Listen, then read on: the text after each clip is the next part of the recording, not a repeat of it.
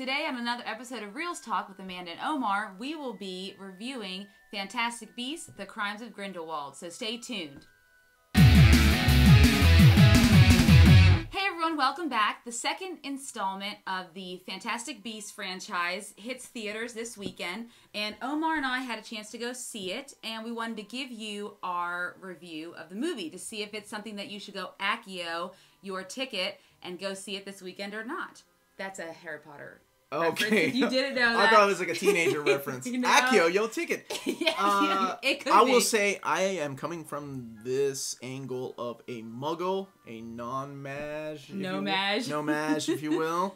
So keep that in mind. I'm not the biggest Harry Potter fan. And the movies are cute. And the books, I read the first two. And I was forced to see the first movie because I was told I had yet to review this movie. So keep that in mind whenever I talk about this. If you think he's a hater. And I obviously am a huge Harry Potter nerd because all of this is my stuff. Behind us is the entire collection of books and additional books that she has published. Where did you go on your honeymoon? We went to Wizarding World of Harry Potter for our honeymoon. Yes, when it comes to Harry Potter, all things Harry Potter, I love it. But I do have criticism with the movie, and that's what we're going to talk about today. All right, let's kick it off. Yeah, now just to be fair, no spoilers, because we want everyone to see it and want everyone to have a fair shake to see it and see all the big reveals and things like that in the film, so we're not going to do any spoilers for this review. So really quick, the very first movie came out in 2016, was about the adventures of Newt Scamander, a character that appeared in Harry Potter. He's one. No, I'm sorry, he didn't appear. Yeah, his book appeared in the series. His book appears in the series. Yeah, it's a textbook. Okay, yeah, so my bad. On magical creatures. Muggle, sorry. Anyway, so it's about Newt Scamander and coming to New York City in the 1920s, 1926, 1927, and his creatures get loose out of his suitcase, and he has to go and catch them all. And that's really what that movie was about. And in the process of that, there's this evil, dark tone about this dark wizard named Grindelwald, right? Yep. Mm-hmm. Grindelwald has no relations to Voldemort, maybe, or that's all we know so far. And there was also this kid that kind of turned into smoke, and he's evil. He's the guy that plays the Flash. What's the kid's name? Ezra Miller. Oh, no, the character's name. I'm sorry. Credence Barebones. Okay, so Credence, the whole time, Colin Farrell was trying to find him, and then you find out Colin Farrell is really Johnny Depp, but Johnny Depp is Grindelwald, by the way. By the way, this is as confused as I was. I was like, why did Colin Farrell turn into like a albino Johnny Depp? It's all part of this plot that's supposed to be a 5-part movie. Yes. That was the first one. This is the second one, 2018. Takes place just a few months after the first one, correct? Actually, it takes place about a year after. Okay. Because the first one takes place in 1926. This one takes place in 1927. Okay. Grindelwald has been in an American prison, and they are trying to transport him back to Europe to answer for his crimes, and he escapes. And then we see the return of some characters from the first movie. Newt Scamander. Yep. Tina Goldstein and her sister Queenie. The no-mage, or the muggle, Jacob Kowalski. Who were kind of like the side characters in the first movie, kind of the poor man's version of Hermione and Ron in a way, but more of an annoying version. And some of the creatures make a comeback too. Yes. But they don't take precedence. I hate to draw parallels to Star Wars, but this is like their Empire Strikes Back, because this is a much darker tone than the first one. I just saw the first one a couple days ago. The base of this plot is they're trying to find that kid from the first one. Yes. Credence Clearwater. So what's that guy's name? Credence Clearwater Revival. No, Credence Barebones. So they all end up in Paris, and that is probably where mainly the story takes place. Credence is looking for who he thinks is his birth mother, because he wants to find out more about what he is, which he's an obscurial, and he could become a very dangerous entity because he's never been loved, and that's the whole idea. And if you ever watched the first Harry Potter movies, we all know that love is the most important thing. That's what protected Harry from Voldemort. That's what makes the world goes round. Yes. Huh. Love I thought it was magic was the most important thing. Magic is love. Love is magic. Okay. That is the overarching theme of all of the Harry Potter Yeah, I did not get that from these movies. Anyway. But go ahead. But, so, we have Credence there. Of course, Tina is now at Auror, and she is heading over to Paris to find Credence as well and track him down. Newt, although he seems to want to just go travel the world and look for his pets, unfortunately, he has the Ministry of Magic in England, and he has Albus Dumbledore all asking him to go and find Credence and Grindelwald. This is important because I'm going to bring this up later, but there's also a sort of love triangle story in here between Newt, his brother, and Leta Lestrange. Or if you recognize that last name, that is a distant relative of Bellatrix Lestrange, played by Helena Bonham Carter in the actual Harry Potter franchise. Right. But that's neither here nor there. And so you have all these characters who have found themselves in Paris. Of course, that's where Grindelwald ends up as well, because they're all looking for credence. All of them are looking for credence, either to use him as a tool in a war or to protect him from those trying to use him in a tool for a war. That is basically starting amongst the Wizarding World, which is what we have seen before. And a lot of this plot is driven by the fact of who he is. Like, his secret is such a big secret. His identity, his and true everybody parentage. is wondering who it is except me, who's sitting there going, what the hell's happening? So I think that's the gist of the story. I mean, that's all you really need to know. Story, yeah. There really is not much more of that. So you have reoccurring characters, and then you're thrown in a bunch of new characters. Yes. So you want to talk about the characters? Yeah, let's talk about the characters. You have Newt Scamander, who's back with Eddie Redmayne's signature tilt side of the head, not looking at everyone. Yeah, and who is the director? David Yates, and he directed the last 4 Harry Potter movies, I believe, and Fantastic Beasts and Where to Find Them. And so you have David Yates coming back to do this. Yes. And J.K. Rowling is She's the script writer, right? She's the sole writer, yeah. So the direction that I saw in my head that he gave Eddie was, hey, have you ever seen that movie, The Theory of Everything? Can you just act like you're that guy and tilt your head and don't make eye contact? I know. Okay. Sarcasm. Stay with me, Amanda. You can just tilt your head and not make eye contact with anybody. And I feel like that is the only direction that he gave him. And that's it. So anyway, you have Newt Scamander back, who's socially awkward. And then you have Tina, who is okay. She's really cute. And her sister, Queenie, is back, who was one of the more likable characters in the first movie, even though I know that she annoyed a lot of people that are into the Harry Potter world. She kind of annoyed me. That's what I thought. And then you have his friend, Jacob Kowalski, the Nomad. Dan Fogler, he provides a lot of comedic relief, just like he did in the first movie. And they put him in there, I think, is because the original Harry Potter franchise, you have a character like Harry who's experiencing magic for the first time, so everything is wonderful and fantastical. We all know what the magical world is now. However, it's still, for us, it's still exciting to see it through someone's eyes who's never seen it before. Who else is back from the first movie? Obviously, Credence Barebone, played by Ezra Miller, which is what you mentioned before. Yeah, and we have Johnny Depp now is playing Grindelwald. Yes, so no Colin Farrell. But we have a whole list of new characters. So we have the big one, of course, is Jude Law, and he plays a young Dumbledore. Yes, sure, he's not a headmaster. He's still just a teacher at Hogwarts. But it is clear everyone realizes and recognizes that he is the most powerful wizard. Yes, even the Minister of Magic and everyone on all the R's, everyone recognizes his power. So glad even you know these terms. I was going to call them the Wizard Cops. No, the Wizard Cops. Yeah. Then we have Newt Scamander's brother, Theseus. Yeah, and he's an R as well. Works for the Ministry of Magic along with Lita Lestrange, played by Zoe Kravitz. Gorgeous.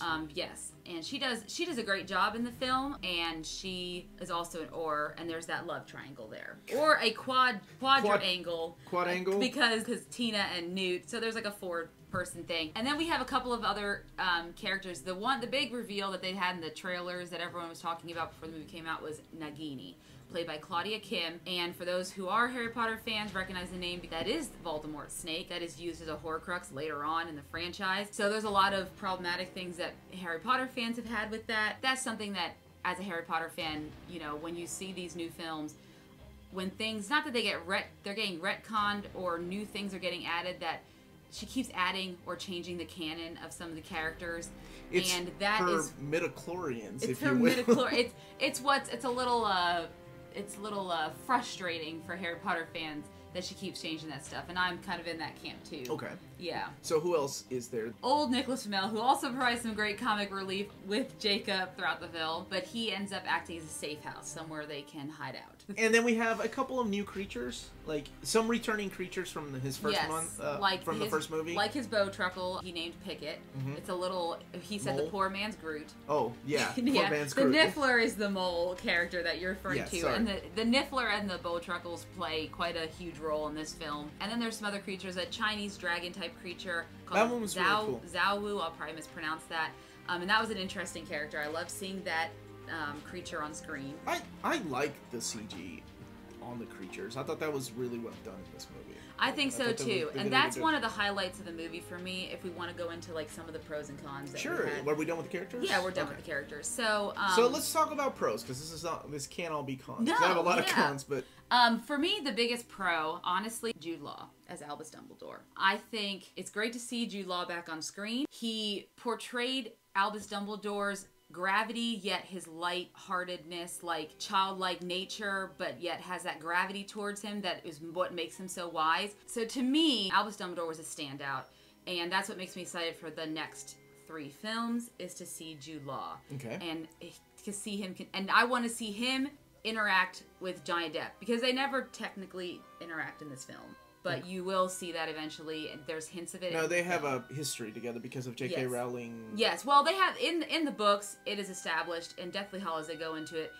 extensively, that there's a history. They were friends who were both seeking the Deathly Hallows, like the Elder Wand, which caused them conflict, and which is half the reason why they're no longer over friends. a wand? Well, and the death of Albus Dumbledore's sister, Ariana. This is all in the books? It's all in the books. Okay. This is all revealed in the Deathly Hallows, so if you haven't read that book when it came out in 2007, I'm sorry.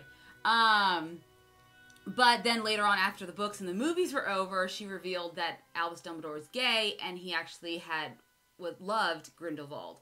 And a lot of people were concerned they weren't going to show that in this film. And I think there are hints of it. I just don't think that there, was an outright, this is what it is. Yeah. But there were just hints of it. But neither here nor there. To me, Jude Law was one of my standouts for this film. What about you? What's one of your pros? Well, I have a few. Like we mentioned, the CG of the creatures and the actors interacting with them. For the most part, I think they did a really good job. Yes, I agree. Another one is the sets and the locations. They made it Beautiful. Really believable. The worlds look amazing.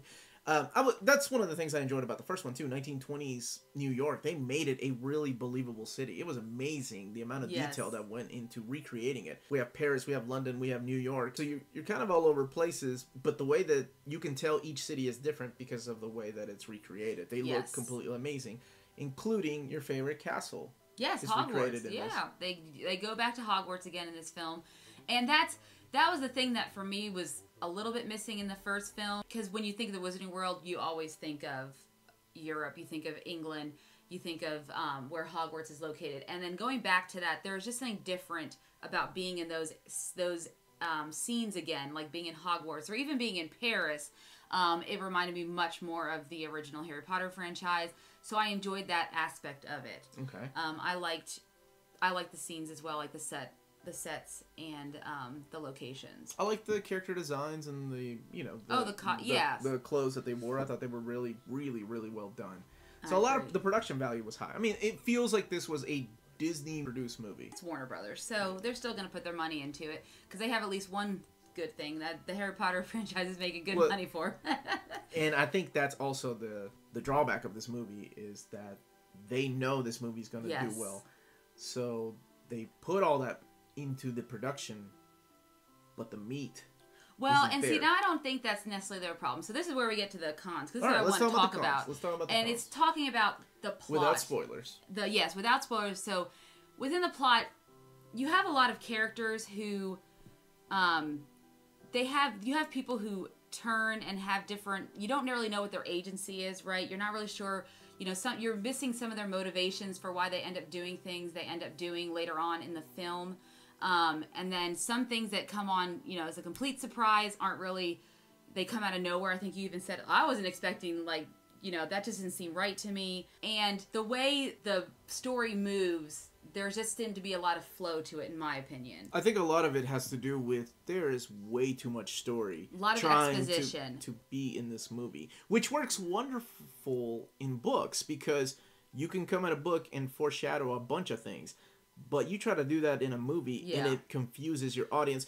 And of course, I'm just talking about me because I'm not a Harry Potter. I think I would agree with a lot of people. Seriously, so much dialogue. And the big focus of Credence's heritage, who he is, everybody's like, who is he? Oh, it's this guy. Your name is this. This is who you are. By the end of it, when the final reveal comes out, it's so anticlimactic that I'm like... They might as well said, your real name is Wolverine Weapon X. And I would have been like, oh yeah, that makes sense. But no, seriously, I'm not going to spoil problems with that, but what we'll it talk was. about that later on. But maybe not in this episode.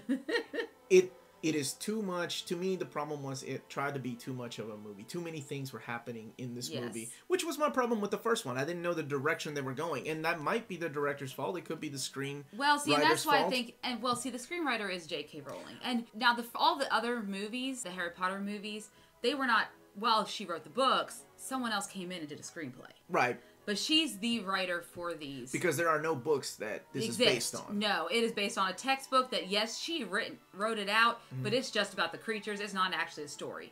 So she's writing all of this as she goes, and I almost wonder if did they get someone to come in who is an experienced screenwriter to like look over it, or what was the process? This feels like it could be a great long Harry Potter book, yes, but it doesn't make for a good movie. Because with the amount of characters that are introduced, yes, right, and you are not given enough time to care about some of these characters. And then they something leave you. happens, and you're like, oh, okay, well, that was nice for about 5 minutes of the film. Or to me, when the big climax reveal, not the end reveal, but the middle reveal of a certain character and their backstory and what happened with them.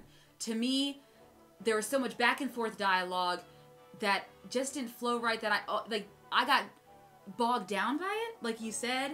And when the reveal happened, it wasn't like, oh, it was just like, what? I just going on? I'm just glad that I was not the only one confused, yes, because, like I said, this is not my favorite franchise. Well, see, it is mine for those reveals and things like that. But I also enjoy movies, and I like all kinds of movies, so I was like, why am I so lost? And it feels like one of those movies that just a lot of things were thrown at you. Introduction of new characters leaving. And then you also have a lot of relationships, too, that you're supposed to follow, like, that are supposed to be established. A lot of interrelationships. Right. And then you bring back the old characters who you kind of got used to. And kind of know. And then they kind of take the back seat to some of these new characters, which makes sense. But then you're like, where are these characters going anyway? Like, what is their character arc? Yeah. Then none of it makes any sense. So, and I cannot believe that we have 5 movies, and they throw that much into this second movie. So what's going to happen in 3, 4, and 5? Why not space it out? Like, seriously, you have 5 movies to work with. Make each one a little bit different. I get the fact that you want to make this dark, but not everything bad has to happen in this movie. And I go back to my statement. I feel like it was trying to be a bigger movie than it was, and it was 2 hours and 10 minutes. Probably, yes, it was. Right? Yeah, it was definitely 2 hours long. So they could have compacted. They could have cut a lot of stuff out. They could have cut a lot of characters and introduced them in the next movie, but I have no idea what the next movie is going to be about. Yes, that's the next thing, is finding out where do they go from here.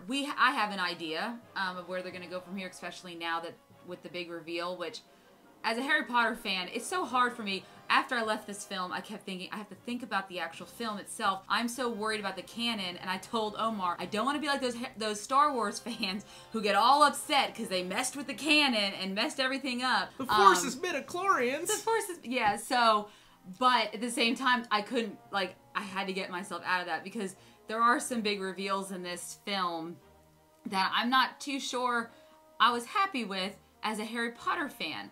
But that's not necessarily a review of the film, just what J.K. Rowling's doing. So, but overall with the film, yes, it is beautiful. It is a beautiful film. Like the whole set designs, costumes, and I believe the first one won an Oscar for costume design. Did it? Yes. I can see that. That whole scene in London where Dumbledore is giving him the assignment, that was beautiful. Like the smoky background. It was great. Smoggy. It's gorgeous. And Jude Law is a great actor. Johnny Depp does exactly what you expect Johnny Depp to do.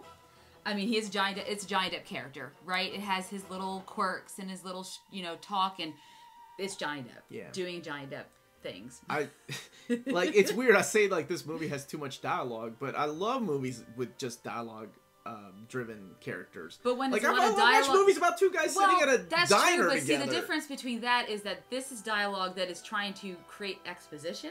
Oh, so that's that a good you way. Understand what the film's talking about, and make me whereas try to care. Just having conversations between 2 people. Okay. And I think that's the problem with the film overall. So it's just that writing. Overall, what would you give it? I'll let you go first. Yeah, I know. You're the Harry Potter queen. So, it was hard because while we're watching the film, I kept saying, "Ooh, that's a portkey," and "Ooh," and every time that there's you did still get that excited. I did get excited. Because Harry Potter. It's still Harry Potter, and the magic still makes my heart race when I see it. First time I saw episode 1, 2, and 3, I still got excited over you things. can't then help. Later on, you go back and you're like, "Was that a good movie?" I don't know. Yeah. But for me, I would give it a 7 out of 10. 7 out of 10 mainly because I've loved Jude Law, and I think the set design and the creatures were gorgeous. The costumes were gorgeous. The way they did the spells was wonderful, but that plot just was confusing. Not that it was confusing, but it just was all over the place for me. Yeah.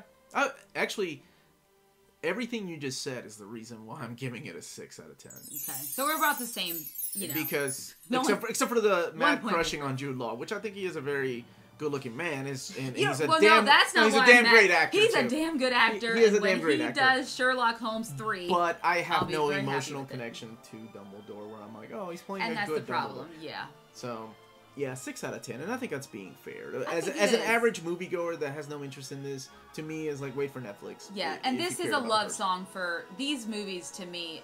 If you're an average moviegoer, I don't know why you would see them. You would want to be a Harry Potter fan to see these movies. Well, because it's the same reason Star Wars movies come out with prequels and Han Solo stories. To get them back interested in them. Or to just get a new audience to come in. True. But you figured with movies like that, or the Hobbit trilogy, for example, they would have... I'm sorry, who's the director again? David Yates. David Yates and J.K. Rowling would have learned their lessons from their huge mistakes that they made during those movies. And kind of made this into a better prequels. Yes. But that's it. Wonderful. Yeah. So that's what we thought of Fantastic Beasts, Crimes of Grindelwald. But we want to know what you guys think. Are you guys excited to see the film? Are you going to skip it and just wait for it to come out on DVD or Blu-ray? Or are you going to not see it at all because you're not a Harry Potter fan? And more importantly, if you go back to our geek movies we're excited for in the fourth quarter of 2018. Oh, yes. Do you think that Mary Poppins is going to do better than Fantastic Beasts? Crimes of Grindelwald? Here's where it starts. Here's where it starts, guys. So keep your eyes out on that box office number. And we're looking at overall gross, domestic and international. I want In-N-Out Burger, and we don't have one around here, so you're going to have to fly me somewhere. We're going to drive you to Texas? Drive? We're flying. Fly you to California for the Avengers 4 premiere, and we'll go ahead and get In-N-Out Burger. So don't forget to hit that like button and subscribe button, and check out our social media, which is... At NearMitCon on Twitter, Facebook, Instagram. We're Tumblr, all there. Nope, Tinder, not Tumblr. Tinder. Maybe Twitch one day. I don't know. Well, I don't know. Thank you for joining us. Thank you guys so much. Have a good day. How much elbow room do you need? Elbow room. Do you really need that much elbow room? Man makeup. Okay. For real. The second installment of Fantastic Beasts. Relax. More relax. Because... Why? Because you always start, your tone always starts off as like a newscaster, I should and then have it been becomes a newscaster. Be yourself.